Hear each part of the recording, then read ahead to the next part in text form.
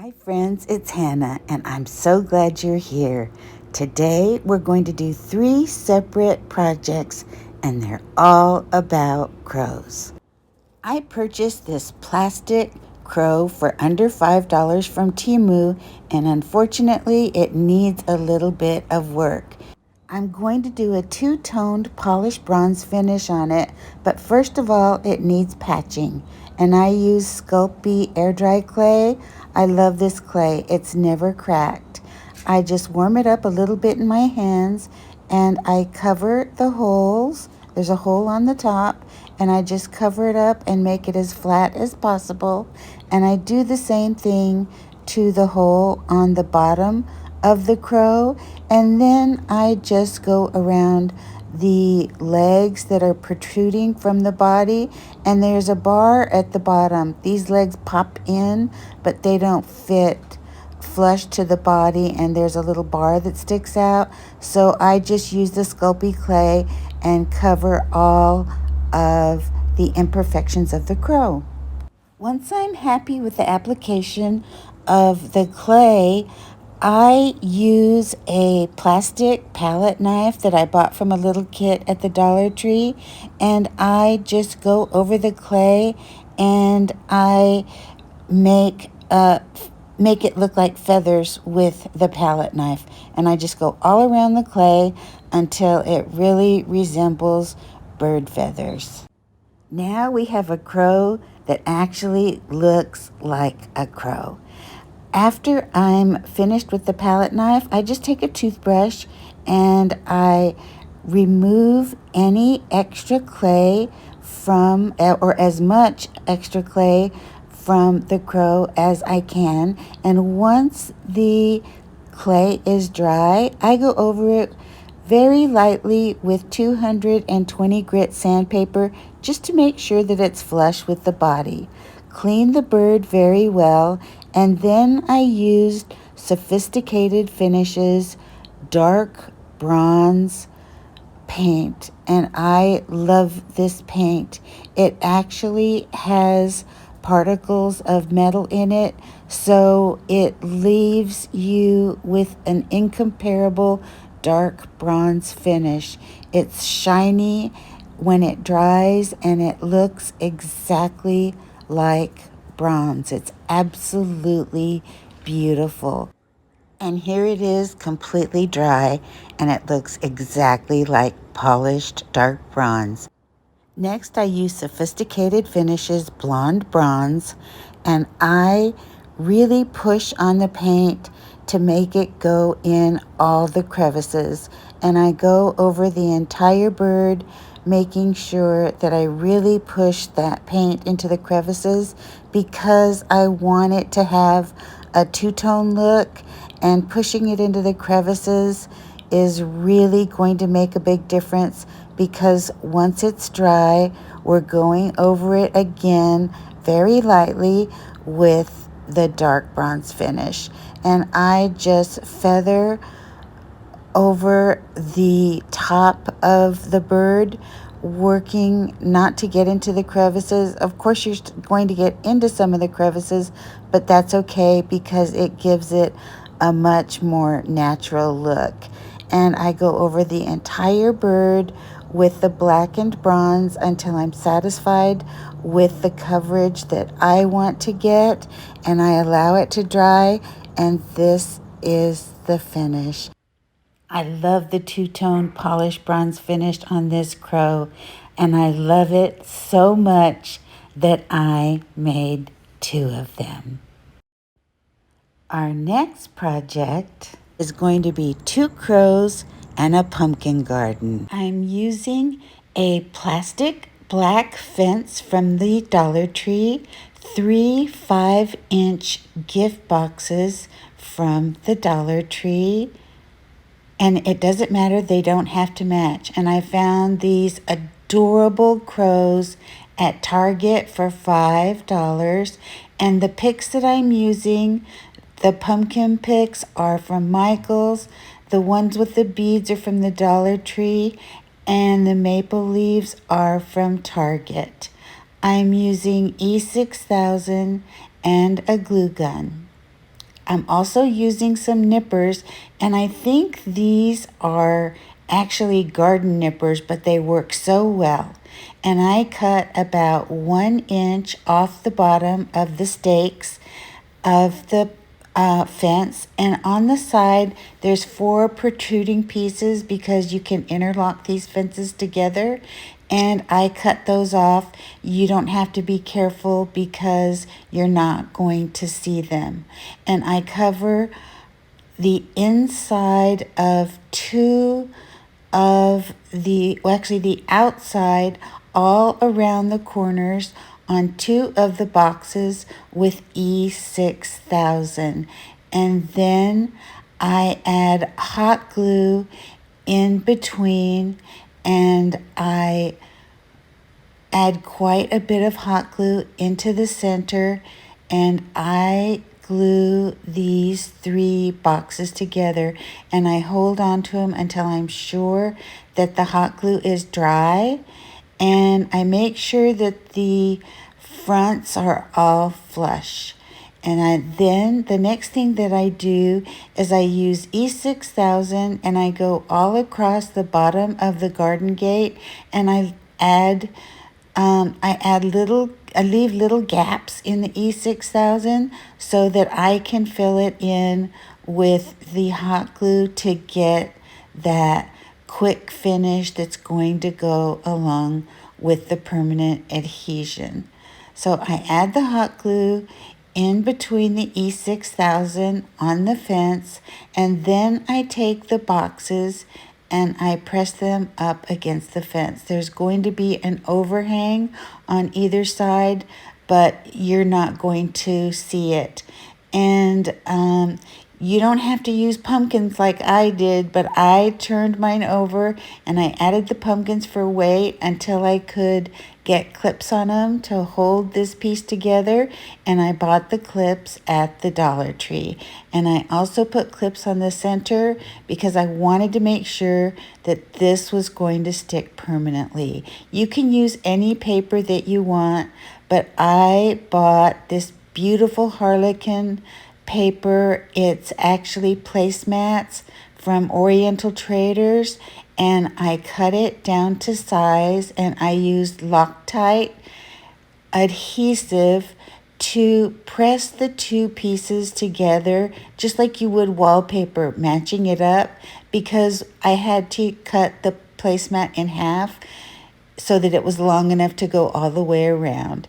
And I put glue, also the same, it's adhesive glue, on the front of the box, and I stuck the paper onto the front of the box. You can use any paper that you like, but I chose this beautiful harlequin paper. Then I used these floral foams from the Dollar Tree, and I used just a little bit of hot glue, and I adhered these to the back of each of the boxes. And once those were completely adhered, I took the pumpkin picks that I purchased from Michael's, and for each pumpkin pick that I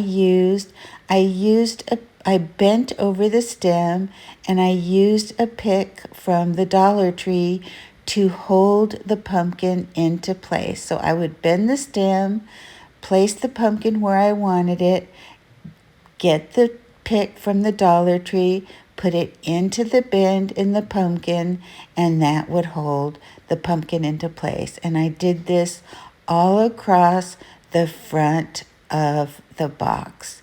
And when I was finished with that, I added 2 picks of the burgundy leaves that I bought from Target, and then I just added some of the orange leaves that from Target, the maple leaves, until I was happy with the way that the floral arrangement looked. It was so easy to do, and I just love the way that this floral arrangement turned out. I had a gourd in my stash, and I also added that to my pumpkin garden. And once it is complete, I took two of the crows from Target and I placed one on the left side and one on the right side. And with that, this project is complete. I am so happy with the way that this pumpkin garden with the crows turned out. I think it looks just beautiful. I think it looks a little bit gothic. I love the pumpkins in it. I love the harlequin paper, and I think that it looks so high end. A lot of my pieces are not glued in so that I can take them out and use them for something else, and I love the box for other seasons. Our next project is going to be a dupe of Mackenzie Childs Crows. This is what her crows look like. They're so beautiful and they have black and white on the breast. So I'm going to take one of my crows that I already made in the bronze, and I'm going to take Sculpey clay, and I just need a piece that's big enough and flat enough to cover the breast of the bird to get squares on it. I can't do it over the leaves because it has to be a flat surface. So I roll out some of the Sculpey clay, and with my fingers I just get out any of the wrinkles, and then I apply it to the breast of the bird. And once I'm happy with the positioning, I press that Sculpey clay in, and then I just use I just used a catalog where I could get a straight edge that would bend to cut the top off. And then I just cut pieces with my plastic palette knife that I got from the Dollar Tree on either side. And I just really pressed that piece in, and I went around the corners and around all the edges with my fingertips to really press the clay into the bird. And then I took a spray bottle and I thoroughly moistened the clay, and I just used the palette knife to make the top of the clay as smooth as glass. And then I smoothed down all of the edges with my finger so that everything would be flush with the bird. And then I used a toothbrush to get off any extra clay that was stuck into the crevices. And then to make my squares, I added, I'm sorry I didn't do this off camera, but I added little pieces of tape, and as you can see, I used that same catalog that was bendable, and I made lines straight up and down, and then I moved the tape to the side, and I did the same thing. I used a little palette knife that I got from the Dollar Tree, and I just made marks on the side of the tape.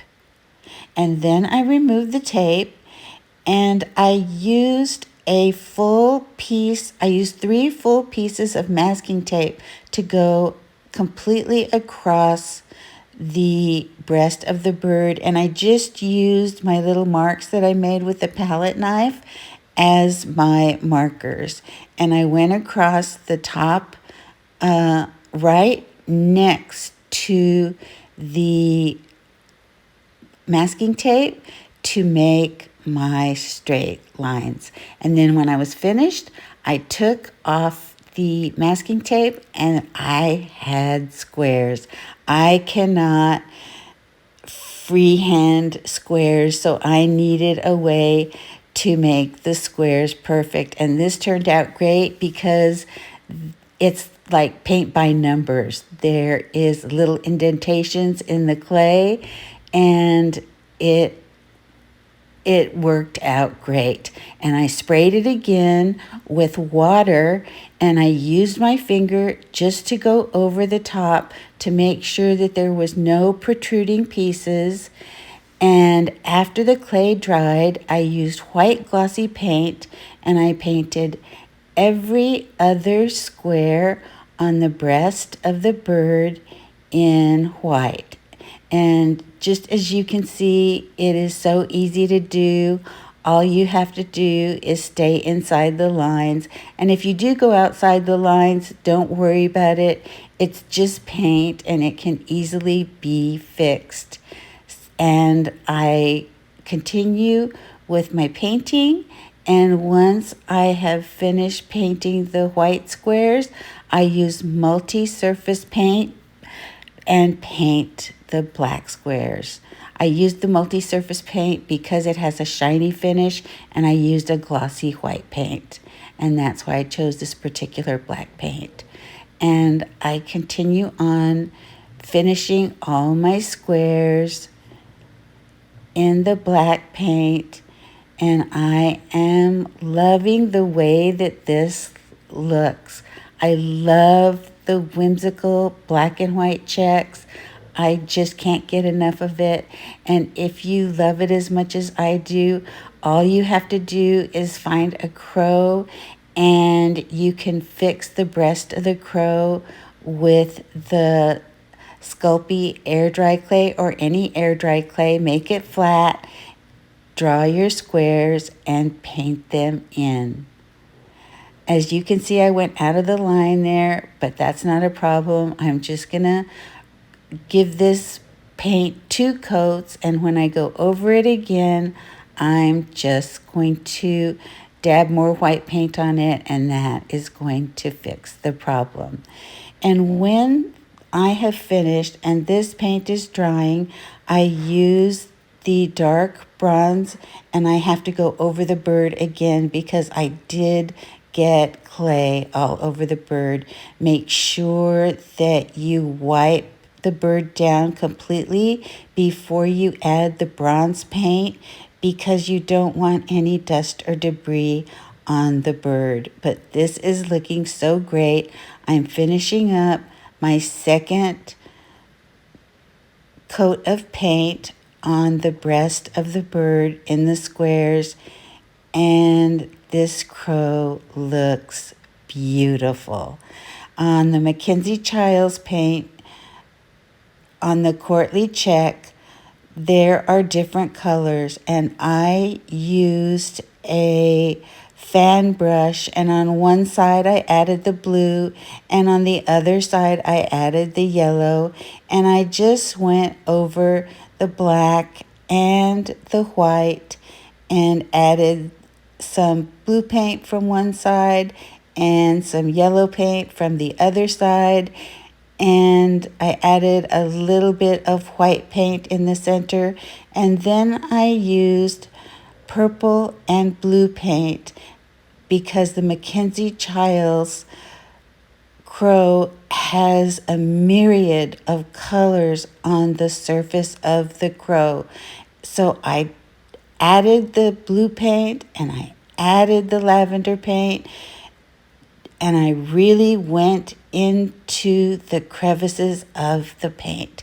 And when I was happy that I had enough paint, I feathered over the entire thing with the dark bronze because I wanted to get the same iridescent and subtle different colors that the Mackenzie Childs Crow had. And when I was happy with that, I went in and I waited for it to dry, and then I used a metallic gold paint and I did the same thing. I went over some of the feathers and I really pushed into the crevices with the gold paint, and I didn't add as much gold paint as I did the blue and the lavender. I just added it here and there and covered covered a feather, and just kind of indiscriminately covered some of the feather. I made sure to cover some of the long tail feathers. And when that was dry, again, I went in with the dark bronze. I probably could have added that gold in with the purple and the blue, but I didn't think about it until afterwards. So next time that's what I'll do. But I used some of the gold paint and I added it to the front of the checks to give it more of that courtly check look from Mackenzie Childs. And then I got the bronze, the dark bronze, and I went over the entire piece once again with the dark bronze. And the finish on this bird is beautiful. And I decided I wanted a shiny finish. So once it was completely dry, I used outdoor Mod Podge because that's all I had on hand. And I gave it a thick coat of the Mod Podge and allowed it to dry. And this crow came out so beautiful. It really has the gorgeous, subtle undertones of the color on the top. The checks on the breast look beautiful, and I just couldn't be happier with the way the bird looks. I left the legs and the claws gold, and here is the finished project. I really love the way that this bird turned out. I couldn't possibly be happier with it. I so enjoyed making these projects for you, and I hope that it inspires you to make something beautiful. If you enjoyed the projects, please share it with your friends, like and subscribe. And once again, thank you so much for watching, and I will see you next time.